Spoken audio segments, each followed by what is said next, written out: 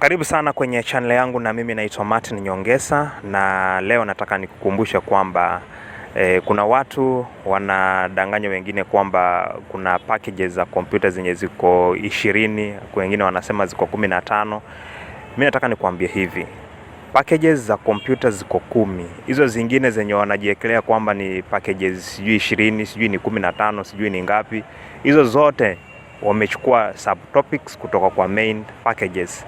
Packages 10 za kompyuta ni introduction to computer, ukawa na Microsoft Windows, ukawa na Microsoft Word, ukawa na Microsoft Excel, ukawa na Microsoft PowerPoint, ukaja na Microsoft Access, Microsoft Publisher, Internet na is typing skills, na pia ukiongeza just graphics part of it. Hiyo zinakuwa packages 10 za kompyuta.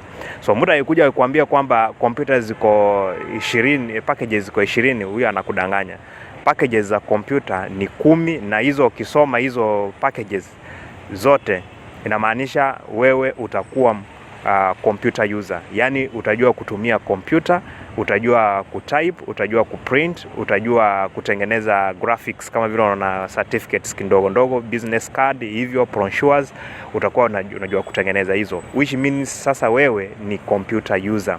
Ukienda kwa ofisi wakuitisha kwamba umeaifanya computer packages, unasema ndio, kwa sababu hizo ndio packages zenye zinatumika kwa maofisi.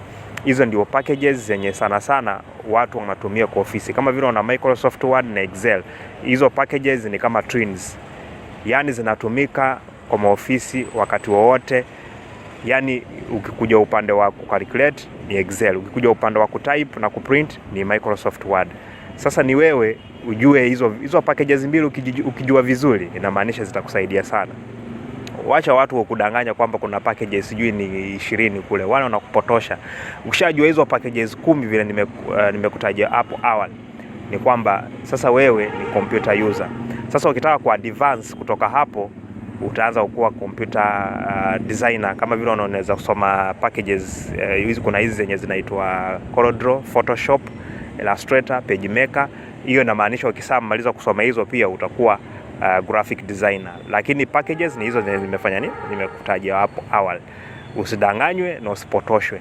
Na kama mtu amekufunza nusu ya hizo packages, mwambie akufunze hizi zingine zimebaki. Maana kuna wengine pia wako na hiyo tendency, anaweza kukufunza tu packages 5 peke yake, lakini hizi zingine bado hajakufunza. So natakana wahakikishe kwamba umejua hizo packages zote, kwa sababu zote ni za muhimu sana. Asante sana kwa kutazama hii video. Kumbuka kusubscribe, na wakati mwingine nikiweka video kama hii utakuwa unajulishwa. Thank you, tuonane wakati mwingine.